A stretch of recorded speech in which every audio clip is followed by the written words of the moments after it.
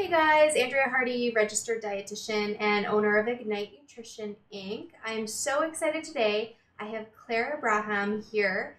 She is a registered hypnotherapist and she's going to be talking to us about the role of hypnotherapy in functional gut disorders. Hi Claire. Hi, Andrea. Yeah, thanks so much for joining us. Oh, it's a pleasure. Thanks for doing this. Yeah, I'm super excited. Claire and I were just talking about how important it is for health professionals who practice with different disorders to kind of connect, share their knowledge, and make sure that patients really get the best care possible. So when I reached out to Claire, I was looking for a hypnotherapist here in Calgary that could help with some of my functional gut disorder patients.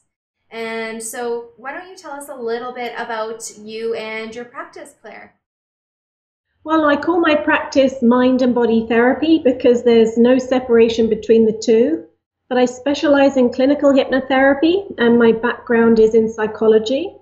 But most of the time I'm working full time with clients who have issues like anxiety and depression, insomnia, mind body issues that they haven't had help with elsewhere.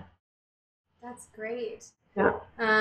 It's so nice to have that kind of, I guess, deeper approach that looks at that brain and body connection, something that I think we've kind of ignored for a really long time, and more of that quote unquote Western medicine. But now we're starting to kind of see that resurgence and that big reliance on understanding how the brain and the gut work together, or the brain and the body work together, which is great. Yes, it's true. There's no separation, but it does go back in history. The church took the mind and Descartes took the body, and ever since, I think it's kind of getting back to realizing these two are greatly connected, especially when it comes to the gut, that the gut brain axis.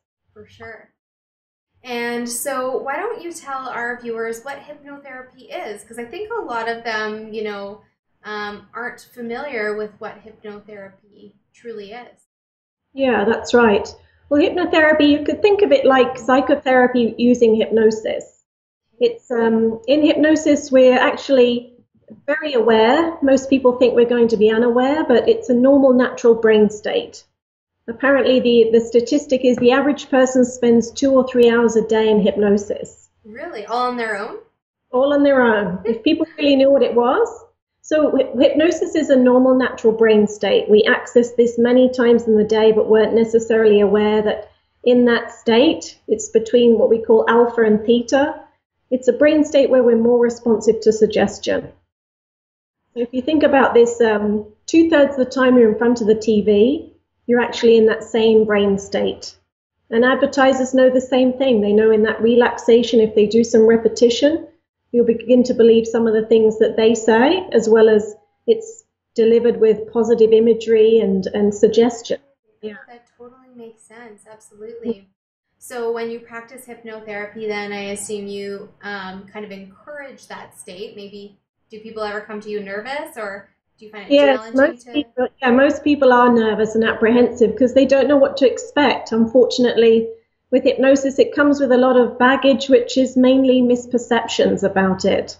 But if people really knew what it was, they wouldn't be so freaked out about it. If Sure. I mean, most hypnotic times a day are upon awakening or before you go to sleep. So what it feels like is your body's quite relaxed, which is in hypnosis, we guide you into that relaxation, but your mind is very aware. You're able to communicate and imagine and participate. Okay, that totally makes sense. And so, how does hypnotherapy work, or why does it work? It works because we talk about the mind, we say we have a conscious mind and subconscious. And so if you might know that people tend to draw an iceberg at this point to demonstrate the ratios, that 10% of our mind is conscious and 90% is subconscious. So sub means below. Most therapy is done at the conscious level, like talk therapy. But why hypnosis is so powerful is because in that relaxed state, it's the doorway to the subconscious, which is that part of the mind that controls, things like the autonomic nervous system, the breathing, the heart rate, but also it's the seat of our emotions. And your subconscious actually has all the answers. This is why it's so powerful too, because if we go on a bit of a journey we can find out what's causal, whether it's a thought, a feeling, or a behavior.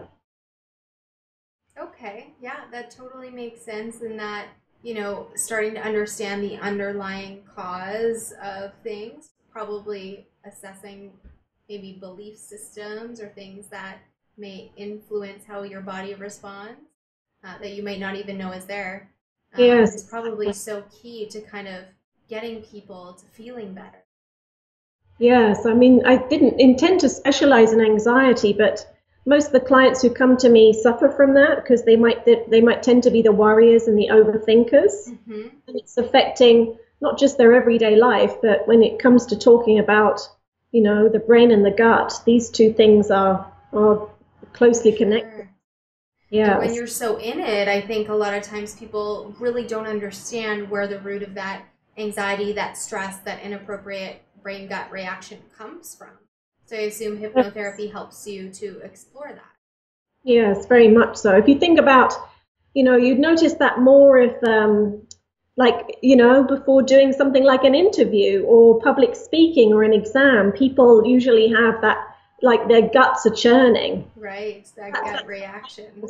Yeah, so you can see that there's no connection, between the brain and the gut. But I think on a daily basis with the stresses and the worries and anxieties, they might not necessarily be aware that even though that's a heightened example, that's a low grade problem going on every day. Oh, for sure. Even I think to reading the news nowadays, with it being, so frightening and what feels like close to home, I often say to myself when I'm watching the news with my husband, oh my gosh, this makes me sick to my stomach.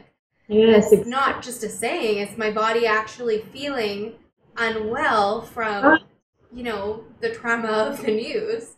It's So, true. And they say if it comes out your mouth, your subconscious believes it. yeah, yeah. So, in fact, it's interesting you mentioned the news because when I work with anxious clients, I ask them to really limit how much news they're watching, especially upon awakening or Yeah, before sleep.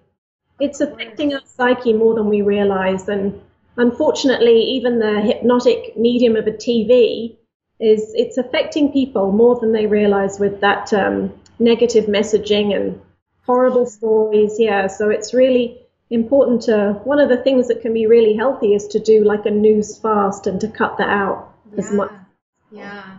I do that a lot with social media detox with my clients who are struggling with, body image and that sort of stuff.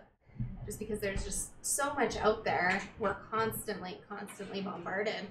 Hmm. So I think people probably wonder, what they can expect when they see a hypnotherapist.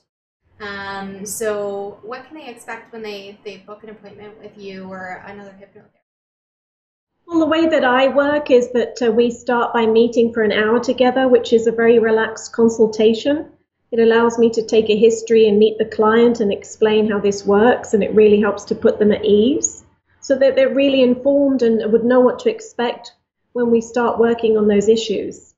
And it's followed by, I usually do 6 sessions with clients depending on the issues, but typically I know that if I walk them through these 6 hours, it's extremely rare that I can't help somebody.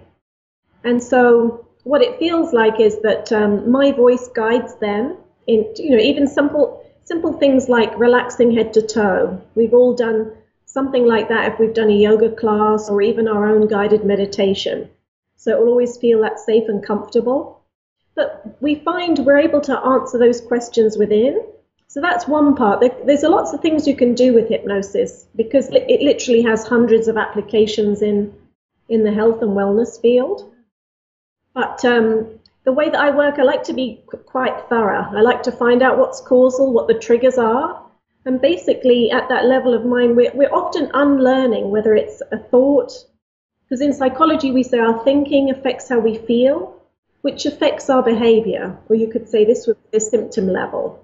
Yeah. So symptoms are often creating a bit of an inquiry. They're trying to get us to look at something. And sometimes it might be that people have a limiting belief or they worry about things like not being good enough. And so we're often not just doing gut-directed imagery and suggestion, but I like to find out what the triggers are for people so that they can learn to let that go. And therefore, yeah, so they're relearning better ways of thinking if you think about it and how they feel. And also then, rather than having pain as a signal, they have also learning different coping strategies too. Maybe even as simple as recognizing when they are stressed and being able to relax. That's really great. So it's taking that, like, when they're really in it, it's taking that step back. It sounds like it's removing some of that judgment. And then it's that, I always hear nerves that fire together, wire together. So shifting those pathways, it sounds Exactly. like. It's part of the relearning too. We want to learn we know how to rewire our neurology with things like neurolinguistic programming pretty quickly. So that becomes the relearning I help people with That's once we do incredible. the other work. Yes. Awesome. Yeah. And so I think this ties really well into it, but how does hypnotherapy help somebody with IBS, so that inappropriate brain gut connection? Obviously, kind of tying back into these concepts, but is there anything else you'd like to touch on in regards to functional gut disorders? Yes. So if you think about the mind and the body, or even we say gut feeling, there's with the brain gut axis it's like a busy two-way highway. What's going on in the brain? Even we say the spinal cord has as many neurons as the gut. So there's constant communication between both.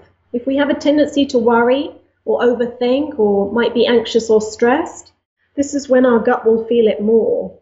So people who present with IBS are usually dealing with things like bloating and constipation and pain and even Mm-hmm. diarrhea. So either that can be the anxiety running too fast, or with constipation, they can be unconsciously holding on. So we're able to find out very quickly what it's about. But a lot of this work is learning how to teach them to learn how to use their mind to control their body. So if you think about it, it's teaching the mind to control the gut. And that's awesome, because I think ultimately they probably learned lots of bad habits around that. So inappropriately teaching your mind to, modify your digestion. Instead, you're kind of going back and saying, okay, how can we, make this a more positive experience or more positive outcome? Because ultimately, there's going to be times where we feel exactly how we feel and we can't shy away from the range of human emotions. But it sounds like learning how to deal with those in a more capable way helps to reduce symptoms.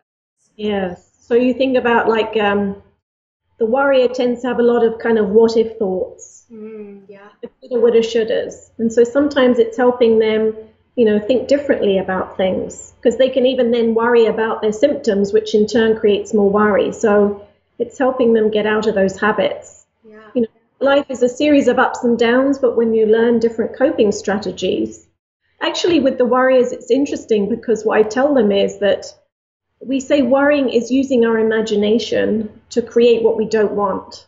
Mm-hmm. Letting them know that they have this ability within themselves to use their imagination in a more positive way. Yeah, that's great. Yeah, That's really awesome.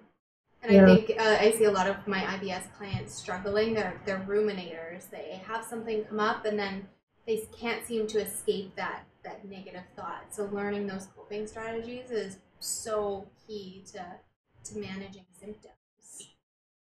yeah. Even if we weren't working on the gut, they tend to say that things don't bother them as much and they just feel happier.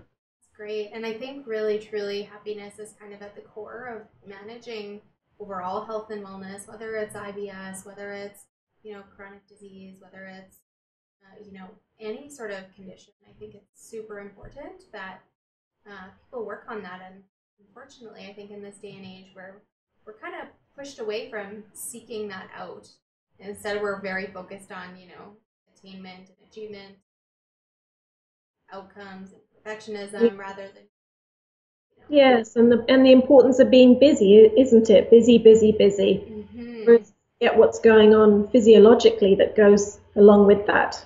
For sure. It's so funny. I was just on holidays and I saw this art installment that said, um, what did it say? I don't have time. I'm too busy. And it was just repetitive, repetitive, repetitive for the whole art installment. Like, Mm, that's very indicative of, this day and age, this busyness that we seem to gravitate towards and strive for. That yeah. makes us very unhappy.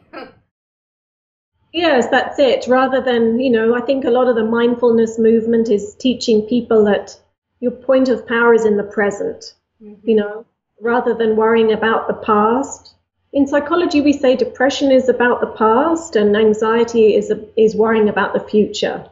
Mm-hmm. So you're really teaching people how that they can be calm and present in the moment and do that for themselves. That's great. Yeah. So I think we again kind of touched on this. I don't know if you want to elaborate a bit more, but why is the gut-brain axis so important to our health? Well, even doctors are seeing now that there's an intricate link between the nervous system and the digestive system. And so, but their route is often medication.